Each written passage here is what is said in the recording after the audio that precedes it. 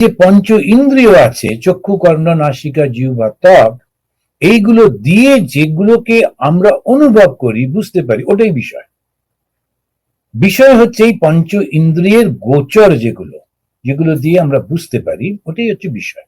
তো বিষয় একটা টার্মিনোলজি ব্যবহার করা হয়েছে। তো এই বিষয় একটা ফিলোসফিক্যাল টার্মিনোলজি, ওই শব্দটা ব্যবহার করে বোঝানো হচ্ছে যা কিছু আমরা দেখতে পাই, ছুঁতে পাই, শুনতে পাই, গন্ধ পাই, তার টেস্ট পাই, স্বাদ পাই, সমস্তগুলো হচ্ছে বিষয়। যখন আমাদের মনটা ওর থেকে উঠে উঠে আসবে, যেটা যেটা থেকে উঠে আসবে তার থেকে তুমি মুক্ত হয়ে যাচ্ছ। তাহলে আমরা আসলে যাব কোথায়? ধর্মটা করব কেন? যাতে আমি ঈশ্বরের কাছে পৌঁছতে পারি। আর ঈশ্বরকে আনন্দ স্বরূপ। তাহলে আমি যাচ্ছি কেন? আনন্দ পাওয়ার জন্য। ধর্মের আসল উদ্দেশ্য কি? আনন্দ পাওয়া। এই পায়ের ব্যথা সারানো, কিংবা মামলা থেকে মুক্তি পাওয়া, কিংবা দুটো চাকরি পাওয়া, এই সমস্ত ধর্ম নয়। ওগুলো বাই প্রোডাক্ট। কিন্তু আসল কি না, আনন্দটা পাওয়া। আনন্দ কোথা থেকে পাবো? চিরন্তন আনন্দ ঈশ্বরের থেকে পাবো। ঈশ্বরকে পেতে হবে, তবে তো সেইটা কেমন করে পাবো? ঈশ্বরের যে বস্তুগুলো করে দিয়েছেন, চোখের জন্য, তারপরে কানের জন্য, শব্দ, ওইগুলো থেকে মনটা তুলে নেওয়া। বিভিন্ন আলোচনা চলছে এখন, সেই সমস্ত আলোচনার মধ্যে কান পেতে সেগুলো শুনে তার মধ্যে আবার মন্তব্য করে নিজেই জড়িয়ে পড়ে মনটা একদম বিক্ষিপ্ত হয়ে গেল। লাভের লাভ কি হলো? কিছুই তো হলো না। সেই জন্য আমাদের বুঝতে হবে, বিষয় থেকে মনটা তুলে তুলে নিতে হবে। যতো যতো নিবর্তেত বিমুচ্যেত ততস্ততঃ। যেমন যেমন তুমি তুলে নেবে তেমন তেমন এটা সম্ভব হবে। এষ ধর্ম নৃণাম সেবা শোক মোহ ভয় অপহ। ভয় থেকে মুক্ত হয়ে যাবে, শোক থেকে, মোহ থেকে মুক্ত হয়ে যাবে।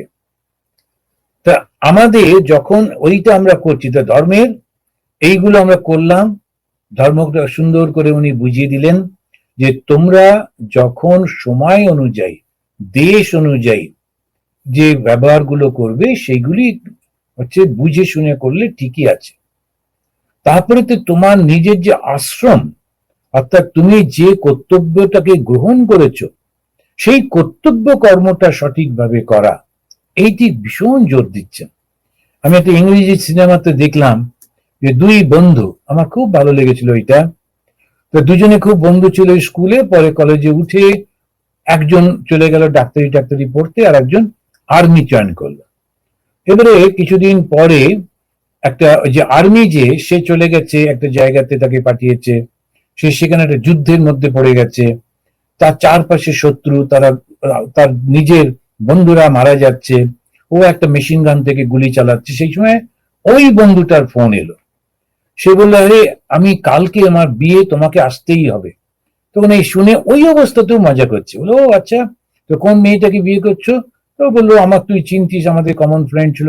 খুব ভালো করেছো, খুব ভালো করেছো, না করলে আমি ওকে গিয়ে বিয়ে করে নিতাম, বলে মজা টজা করছেন। এরপরে যখন ওই বন্ধুটি বলছে, তুমি এখন কোথায় আছো, এই লাইনটা আমার খুব ভালো লেগেছিল। সেই সেনা যিনি যুদ্ধ করছেন, শত্রুরা তার দিকে এগিয়ে আসছে ধীরে ধীরে। ও বুঝতে পারছে যে আমার গুলি শেষ হয়ে যাচ্ছে, অ্যামিউনিশন শেষ হয়ে যাচ্ছে, আমি আর বেশিক্ষণ বাঁচবো না। তবু খুব একদম উৎসাহের সঙ্গে উত্তর দিল, I am a soldier, I am suppose to be there where I am suppose to be. I am there where I am supposed to be. I am a soldier. আমি সৈনিক, তো যুদ্ধক্ষেত্রটাই আমার জায়গা, সুতরাং আমি সেই যুদ্ধক্ষেত্রের মধ্যেই রয়েছি। আর ওর একটু দুঃখ হলো না যে দেখো দেখি ও ভাগ্যিস ও এরকম পড়তে গেছিল, এখন কিরকম নিউ ইয়র্কে আছে, বিয়ে করতে যাবে, আর আমি দেখো এইখানেতে ধুলি ধূসরিত মারা যাচ্ছে। ও বলছে, আমি সেনা যুদ্ধক্ষেত্রে, আমি এইটা আমি গ্রহণ করেছি, সৈনিক হয়েছি, সৈনিকের তো যুদ্ধক্ষেত্রই ঠিকই আছে, ওটাই আমার জায়গা। I am there where I am suppose to be. আমি সেখানেই রয়েছি যেখানে আমার থাকা কর্তব্য। আমি সন্ন্যাসী, আমার সন্ন্যাসীর জায়গায় রয়েছে, গৃহী গৃহীর জায়গায় রয়েছে, ছাত্র ছাত্রের জায়গায় রয়েছে। যারা যেখানে যে কর্তব্যটা, ওটাই আমি করছি, সঠিকভাবে করছি, আর সেটা ভগবানে অর্পিত করে যদি করি, তখন সেইটাই আমার আসল গুণ হবে।